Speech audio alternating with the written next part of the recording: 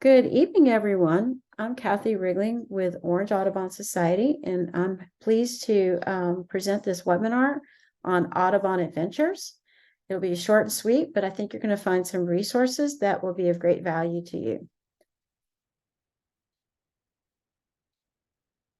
So this is our mission. We want to promote understanding of and interest in wildlife and the environment that supports it. And so that's why we bring you these educational programs. So Audubon Adventures is an environmental education curriculum. It's on the internet, and it's been used by 7 million children since 1984.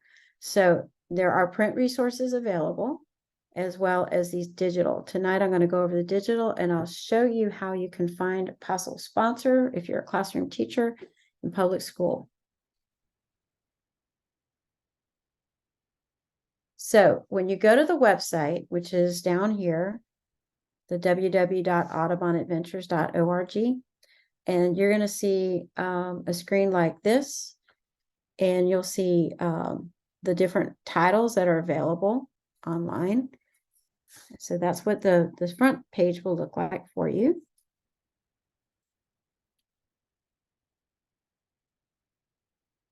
Okay, something new this year is there are some titles online available in Spanish.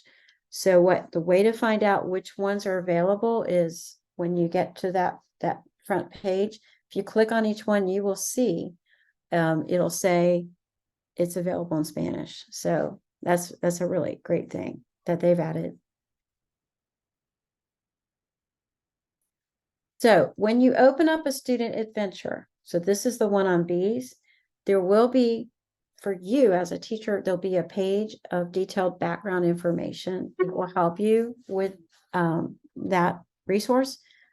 And then you'll see on that same page, this is where you open the digital copy, so you can look at what the students would be reading.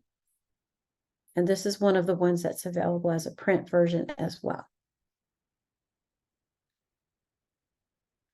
The text in this curriculum is very high interest. For example, this is the issue on owls. And as you can see, there's lots of really nice illustrations. It's, learning about nature as it occurs. And I think your students will enjoy this as an option on content reading. There's a lot of graphics. You'll see the graphics relate right to the content. This was the Audubon Adventures about migration. This one is available in Spanish, as I can see right here. And great graphics showing the flight paths of different birds as they migrate.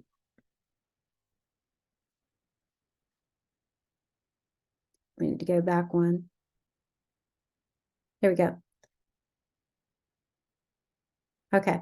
There are classroom activities in each issue. So this again is in print version too. This is the Scrub Jay one, which is the newest Audubon adventure that they have, which is great for those in Florida.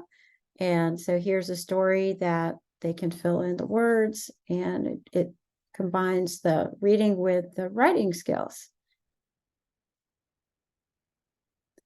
There are also outdoor activities included in each issue. So this is a great one, the one about plants for birds, which is also available in Spanish. So going outside and looking at different plants and plant parts. So this would even apply if you're teaching a unit on plants. Here's a way to incorporate plants with ecology, because not just learning about any plants, but plants that are native and how they are important to the overall health of the ecosystem.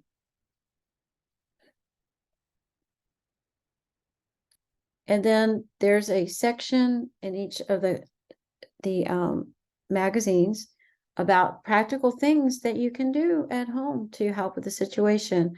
So this is like the one about migration and things to do, like on your windows so that birds don't crash into them, things about turning off lights at night. So, because a lot of times on environmental issues, we show the problem, but no solution. So these give us encouragement that we can do some things at home to help. You could even incorporate these at your school. Like if you have big windows, you read about this, then you can go do the activity and even use like window markers and mark the little dots, which is explained in here.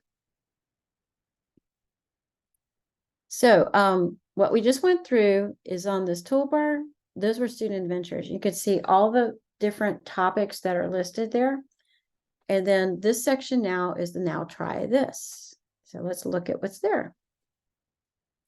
So there are little quizzes, and the quizzes relate to some of the issues, not all of them.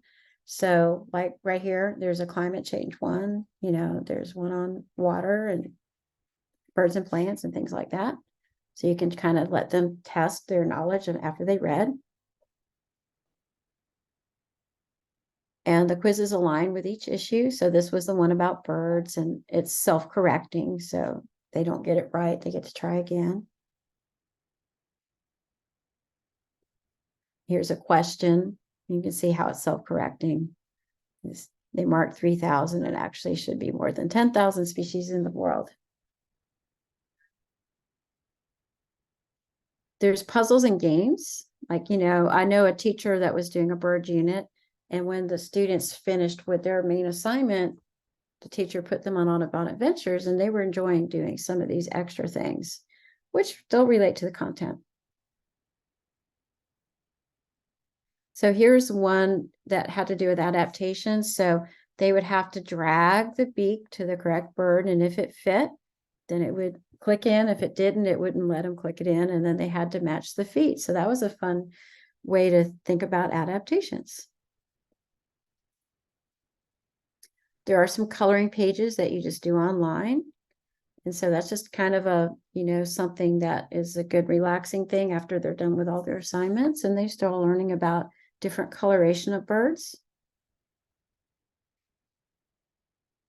And there's also video clips that you could use just in your classroom that relate to each of the topics. So, the migration, there's a little video about how they track migrating birds, which is fascinating.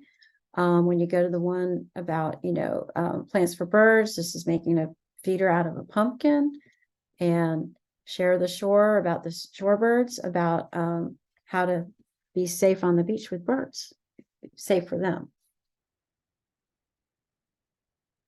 There is a really nice naturalist glossary, because sometimes when you're using resources, the definitions are very specific to science. So these are very short and sweet, but very good definitions you could use in any contact with your science.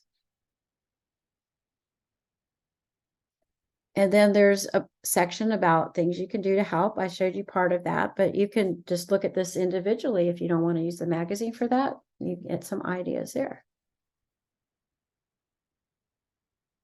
So these were some action steps. Like there's a tab on, you could do a bird count, and explains about the Great Backyard Bird Count and the Christmas Bird Count and Project Feeder Watch. And that might give you ideas of something you could do at your school. And also ways to help birds. Like we mentioned, if you live in a coastal area, about how they can protect nesting birds, how they can protect window crashes, and all about native plantings, which is something you could do right on your campus.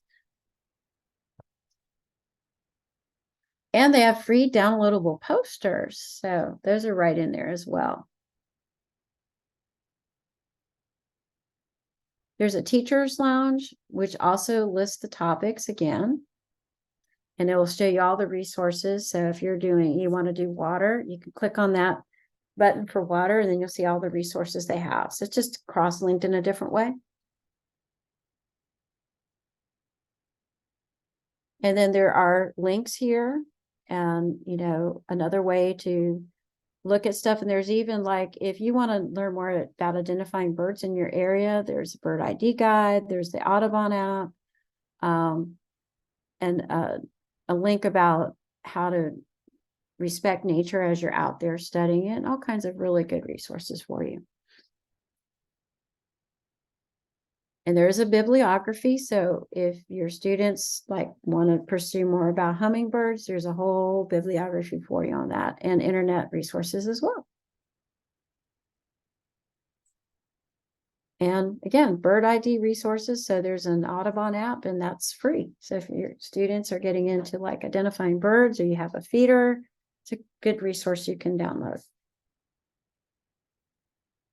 Now, if you'd like print magazines, a lot of Audubon chapters offer like a bundle of 3 different issues. Orange Audubon offers that if you're in Orange County. So if you're not in Orange County, this is how to find. So you go to the About part on the toolbar, and it'll say find a local sponsor for your class. So you click on that. And then you're going to put in your county, and it'll show you your local Audubon. And then you can just reach out to them. And Orange Audubon still has some subscriptions left. So if you are an Orange Audubon, you certainly can send me an email. You'll see my email at the end, and you can request, I'll give you the list of titles, and you can request the one you want. Our next webinar is November 8th, and we will talk about feeding birds in Project Feeder Watch. So if you want to get inspiration on how you can do this project at your school, that can just be something that's ongoing that you can do before and after school type of thing. Or when I was doing this, I actually had windows, my classroom, we can see the feeders. So if we saw birds, we could briefly look at them. You might be able to do that. November 8th. And here's my contact information. So if you have any questions about Audubon Adventures or anything else related to our resources, if you are in Orange County and you'd like to request your free 3-issue subscription, email me and I will send you the list of what's available, and we'll get them sent to your school. So if you have any questions, you can unmute yourself. You can type it in the chat. If not, I know your time is precious, and thank you for joining us. And I will stop the recording. And yeah, I really appreciate you giving your time.